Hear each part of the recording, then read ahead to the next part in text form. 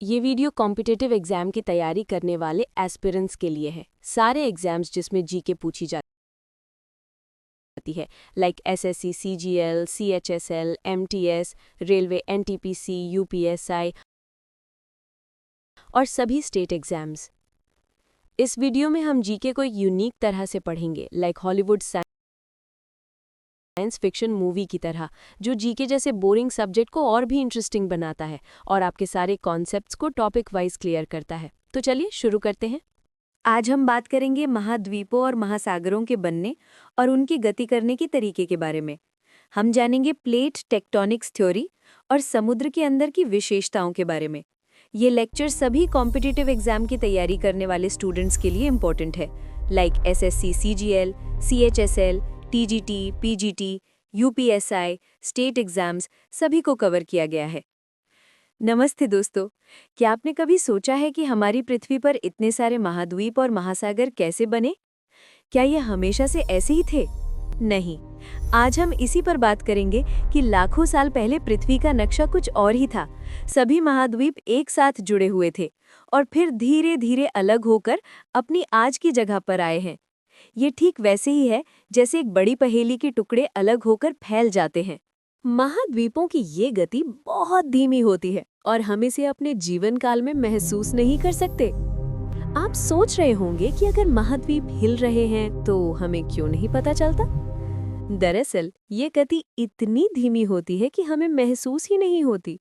ये लगभग 2 से 3 सेंटीमीटर प्रति वर्ष होती है, यानी आपके नाखूनों के बढ़ने जितनी धीमी। इसे पूरा होने में लाखों साल लगते हैं। जैसे आप खुद को हर दिन बड़ा होते नहीं देखते, लेकिन आप बड़े होते हैं, वैसे ही महाद्वीप भी धीरे धीरे गति करते हैं। इस गति का कारण पृथ्वी के अंदर मौजूद टेक्टोनिक प्लेटों का हिलना है। महाद्वीपों की ये गति बहुत धीमी होती है और हम इसे अपने जीवन काल में महसूस नहीं कर सकते। आप सोच रहे होंगे कि अगर महाद्वीप हिल रहे हैं तो हमें क्यों नहीं पता चलता? दरअसल ये गति इतनी धीमी होती है कि हमें महसूस ही नहीं होती। ये लगभग 2 से 3 सेंटीमीटर प्रति वर्ष होती है, यानी आपके नाखूनों के बढ़ने जितनी धीमी। इसे पूरा होने में लाखों साल लगते हैं। जैसे आप खुद को हर दिन बड़ा होते नहीं देखते, लेकिन आप बड़े होते हैं, वैसे ही महाद्वीप भी धीरे धीरे गति करते हैं। इस गति का कारण पृथ्वी के अंदर मौजूद टेक्टोनिक प्लेटों का हिलना है। महाद्वीपीय विस्थापन के कई सबूत हैं, जैसे जीवाश्म, चट्टानें और ग्लेशियरों के निशान। अल्फ्रेड वेगनर ने अपनी बात साबित करने के लिए कई सबूत दिए।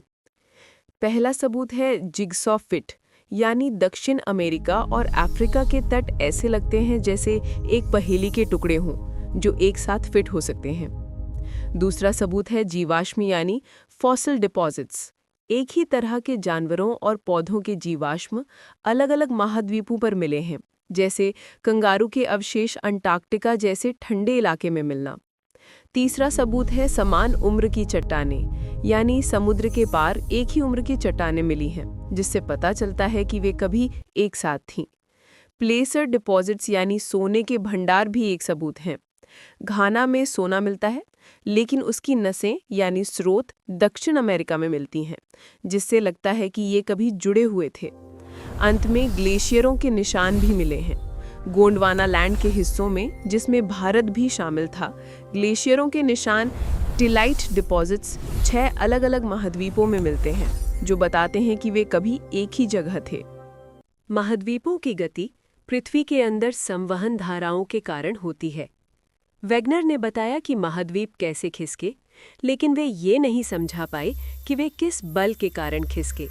बाद में आर्थर होम्स नाम के एक वैज्ञानिक ने सही कारण बताया।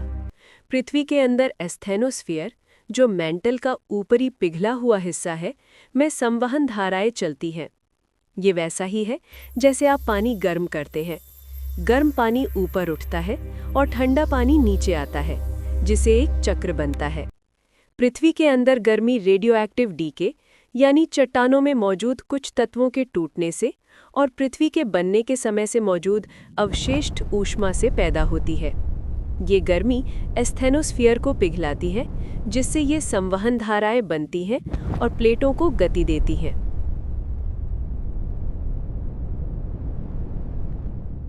टेक्टोनिक प्लेटें 3 तरह से एक दूसरे से मिलती हैं। दूर जाती हैं, डाइवर्जेंट, पास आती हैं, कन्वर्जेंट, या एक दूसरे के बगल से खिसकती हैं, ट्रांसफॉर्म। पृथ्वी की ऊपरी परतें बड़ी-बड़ी टेक्टोनिक प्लेटों में बटी हुई हैं। ये प्लेटें 3 मुख्य तरीकों से एक दूसरे के साथ मिलती हैं या अलग होती हैं। डाइवर्जेंट प्लेट बाउंड्री, जब 2 प्लेटें एक दूसरे से दूर जाती हैं, इससे बीच में से लावा बाहर आता है और नई जमीन बनती है, जैसे समुद्र के बीच में मध्य महासागरीय कटक। कन्वर्जेंट प्लेट बाउंड्री, जब 2 प्लेटें एक दूसरे के पास आती हैं और टकराती हैं, इसमें एक प्लेट दूसरी के नीचे धंस जाती है, जिससे पहाड़ जैसे हिमालय या ज्वालामुखी बनते हैं। ट्रांसफॉर्म प्लेट बाउंड्री, जब 2 प्लेटें एक दूसरे के बगल से खिसकती हैं, इससे जमीन में घर्षण होता है और अक्सर भूकंप आते हैं। समुद्र के नीचे भी टेक्टोनिक प्लेटों की हलचल होती है, जिससे नई समुद्री परत बनती है और पुरानी परत नष्ट होती है। हैरी हेस ने सी फ्लोर स्प्रेडिंग का सिद्धांत दिया। उन्होंने बताया कि समुद्र के बीच में जहां प्लेटें एक दूसरे से दूर जाती है, डाइवर्जेंट बाउंड्री में, वहां नीचे से गर्म लावा निकलता है, जो ऊपर आकर नई समुद्री जमीन बनाता है। ये नई जमीन पुरानी जमीन को दोनों तरफ धकेलती है। इसका मतलब है कि समुद्री परत यानी कि ओशियानिक क्रस्ट महाद्वीपीय परत से जवान होती है। जहां नई जमीन बनती है उसे मध्य महासागरीय कटक कहते हैं। इस कटक से जितनी दूर जाएंगे, चट्टानों की उम्र उतनी ही बढ़ती जाएगी। अगर आप कटक से बराबर दूरी पर दोनों तरफ जाएंगे तो चट्टानों की उम्र भी बराबर मिलेगी। जब महाद्वीपीय और समुद्री प्लेटें मिलती हैं तो भारी होने के कारण समुद्री प्लेट नीचे धंस जाती है, जिससे ज्वालामुखी बनते हैं। लेकिन जब 2 महाद्वीपीय प्लेटें टकराती हैं, जैसे हिमालय के मामले में, तो कोई भी प्लेट आसानी से नीचे नहीं धंसती, बल्कि दोनों ऊपर उठकर विशाल पर्वत बनाती है और ज्वालामुखी नहीं बनते, क्योंकि नीचे लावा पिघलता नहीं है। समुद्र के अंदर गहरे गड्ढे यानी कि ट्रेंच भी बनते हैं, जो प्लेटों के टकराने से होते हैं। समुद्र में बहुत गहरे गड्ढे होते हैं, जिन्हें ट्रेंच यानी कि गर्त कहते हैं। प्रशांत महासागर में मारियाना ट्रेंच दुनिया का सबसे गहरा बिंदु है। ये ट्रेंच तब बनते हैं जब 2 प्लेटें टकराती हैं और उनमें से एक प्लेट दूसरी के नीचे गहराई में धंस जाती है, जैसे कि इंडोनेशिया के पास जावा ट्रेंच है, जो इंडो ऑस्ट्रेलियन प्लेट के यूरेशियन प्लेट के नीचे धंसने से बना है। समुद्र के नीचे पहाड़, पठार और प्रवाल भित्तियां जैसी कई संरचनाएं होती हैं। समुद्र का तल कोई सपाट मैदान नहीं है, इसमें भी पहाड़, पठार और मैदान जैसी कई विशेषताएं होती हैं। मुख्य विशेषताओं में शामिल है महाद्वीपीय शेल्फ यानी कॉन्टिनेंटल शेल्फ, समुद्र का वो उथला किनारा जो महाद्वीप के पास होता है। यहीं पर पेट्रोलियम जैसे मिनरल मिलते हैं, जैसे मुंबई हाई। महाद्वीपीय ढलान यानी कॉन्टिनेंटल स्लोप, महाद्वीपीय शेल्फ के बाद अचानक गहरी ढलान, डीप सी प्लेन यानी समुद्र के सबसे गहरे सपाट मैदान। सी माउंट यानी समुद्र के नीचे के पहाड़। गायोट, वे समुद्री पहाड़ जिनका ऊपरी सिरा समुद्र के लहरों से सपाट हो गया है। कोरल यानी प्रवाल भित्ति, ये छोटे समुद्री जीव होते हैं जो कैल्शियम कार्बोनेट छोड़ते हैं और बड़ी बड़ी कॉलोनियां बनाते हैं। इन्हें समुद्र का वर्षावन कहा जाता है। इन्हें खारा, साफ पानी और सूरज की रोशनी चाहिए होती है। अटोल, ये छल्ले के आकार की प्रवाल भित्तियां होती हैं जो किसी डूबे हुए पहाड़ के चारों ओर बनती हैं। ये वीडियो पृथ्वी के महाद्वीपों और महासागरों के बनने और उनकी निरंतर गति के बारे में है। ये अल्फ्रेड वेगनर के महाद्वीपीय विस्थापन सिद्धांत की पड़ताल करता है, जिसके अनुसार सभी महाद्वीप कभी एक बड़े भूभाग पैंजिया का हिस्सा थे। वीडियो जीवाश्मों, चट्टानों और ग्लेशियरों के निशान जैसे विभिन्न सबूतों पर प्रकाश डालता है जो इस सिद्धांत का समर्थन करते हैं। ये आर्थर होम्स द्वारा दी गई महाद्वीपीय गति के पीछे के वास्तविक कारण पृथ्वी के मेंटल में संवहन धाराओं की भी व्याख्या करता है। वीडियो 3 प्रकार की प्लेट सीमाओं, डाइवर्जेंट, कन्वर्जेंट और ट्रांसफॉर्म पर चर्चा करता है और बताता है कि कैसे वे नए क्रस्ट का निर्माण या विनाश करती हैं, जिससे पहाड़, ज्वालामुखी और गहरे समुद्री ट्रेंच बनते हैं। अंत में ये महासागरों की विभिन्न विशेषताओं जैसे महाद्वीपीय शेल्फ, ढलान, सी माउंट और कोरल रीफ पर प्रकाश डालता है, जिसमें कोरल रीफ के बनने और उनकी जीवन परिस्थितियों की भी जानकारी दी गई है। अब आपको बताने हैं 5 क्विज क्वेश्चन, जिनका आंसर आपको कमेंट बॉक्स में टाइप करना है। लाखों साल पहले सभी महाद्वीप एक साथ जुड़े हुए थे।